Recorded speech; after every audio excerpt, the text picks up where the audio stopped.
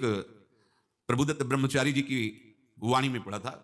एक महात्मा जी भ्रमण करते थे, तो उस समय असरफियां चलती थी, मोहरे असरफियां, तो उनको भेंट में देते लोग। तो या तो ठाकुर सेवा में लगे तत्काल, या संत सेवा में तत्काल लगे, उसका संग्रह करके डोलना ये ठीक नहीं है बैरागी के लिए, सिद्धांत में ये ठीक नहीं है।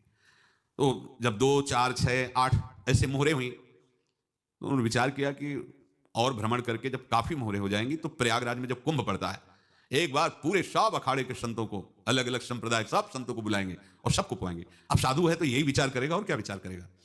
तो उन्होंने ऐसे डंडा बनवाया, बेंत, जो ऊपर से चूड़ीदार और भीतर पोला, और मोहरे उसमें डालते गए।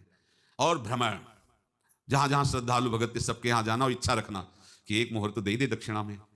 कामना कोई भी हो वो बांधती ही है, ध्यान रखना। इसीलिए प्रभु जो चाहे वो करे, अपनी चाह नहीं रखनी चाहिए, अपनी चाह प्रभु की चाह में मिला देनी चाहिए। धीरे धीरे वो छड़ी भर गई, भ्रमण करने वाले महात्मा चूड़ी लगाई, इंतजार करते रहे। जब प्रयाग का कुंभ पड़ा तो चले। तो रास्ते में एक गांव में पूछा जाता है जिससे कहीं रुको कि कोई श्रद्धालु ऐसा है जो संत सेवी है। तो कुछ लोगों ने बताया, हाँ एक परिवार है बहुत संत सेवी है और आपको मिलाते हैं उनसे। हाँ ये महाराज, घर में रुका, खूब अच्छा हलवा पूड़ी पवाया, और जो घर के मालिक थे चरण दबाए। चरण दबाते दबाते उनकी दृष्टि पड़ी उस डंडे पे, तो इतना मोटा और ऊपर से कुछ चूड़ी सी भी नजर आ रही, इस डंडे में तो कोई रहस्य है ही है। अब महात्मा जी को खवा पिला के सुला दिया। महात्मा जी जब सो गए तो पत्नी से धीरे से कहा, वो डंडा लाओ बाबा जी का डंडा। वो चूड़ीदार जो ही खोला पलटाया तो सैकड़ों मोहरे। ऐसे संत रोज पधारे भगवान, तुम आनंद हो जाए फिर क्या। पत्नी से कहा, नाप के कंकड़ लाओ। वो तो महात्मा जी तो खाए खीर पूड़ी, आराम से सो रहे। रात में पूरी प्लानिंग करके उसमें कंकड़ भर के चूड़ी लगाकर सिराने रख दिया, सारी मोहरें हटा ली।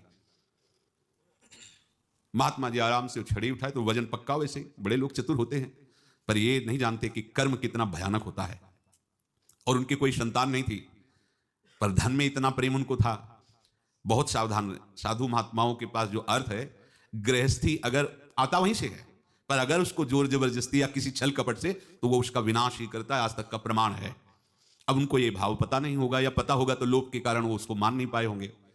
महात्मा जी गए प्रयाग में, किसी अखाड़े पर रुके और वहां प्रार्थना की कि कल जो है संपूर्ण अखाड़ों का निमंत्रण किया जाए और सब संतों को भोग पवाया जाए, उनको दक्षिणा भी दी जाए। महंत ने सोचा कि बहुत बड़ा है तो उत्सव है, क्योंकि प्रयाग में कितने हजारों संत महात्मा सब। तो उनका महाराज बोरों इसमें चीनी और टीनों घी लगेगा, सब व्यवस्था। बोले आप मंगाइए, एक एक हिसाब हम करेंगे, हमारे पास सब व्यवस्था है। बोले कुछ तो पहले दे दो, इकट्ठे देंगे हम। उनको था कि अगर हम छड़ी खोला और 2, 4 मोहरे दी, किसी को पता लग गया तो गड़बड़ हो सकती। बोले हम भंडारे के समय आखिरी में सब कुछ आपको दे देंगे। ठीक है। वो अपने पास से पैसे लगाकर खूब जितना सामग्री सब लाए, लाखों की, और सब संतों को निमंत्रण कर दिया। संत जन निमंत्रित हो गए, भंडारा बन रहा है। तब वहां के महंत है, उनका देखो भंडारा भी बन रहा है, संतों को निमंत्रण। अब आप अर्थ की व्यवस्था कीजिए, क्योंकि इतनी बड़ी हमारी सामर्थ्य नहीं थी जितना हमने किसी तरह हमने व्यवस्था की। अब मुझे अर्थ चाहिए, तभी आगे की व्यवस्था बढ़ेगी। संतों को दक्षिणा देंगे और जिनसे अर्थ लिया उनको दे। देखो रसोई बन गई सब। उनका छत में विश्वास नहीं, तो ये अभी चूड़ी खोली। उनको तो था ना कि मोहरे हैं कंकड़।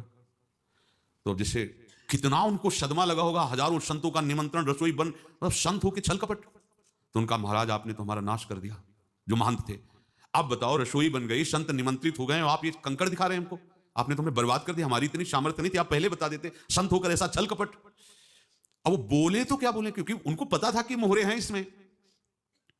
अंदर से उनका चिंतन गया उसी सेठ के पास, अच्छा ऐसा धोखा हमारे साथ किया, भोगोगे तुम। ये जो निकलता है ना भोगोगे, ये अकाट्य होता है।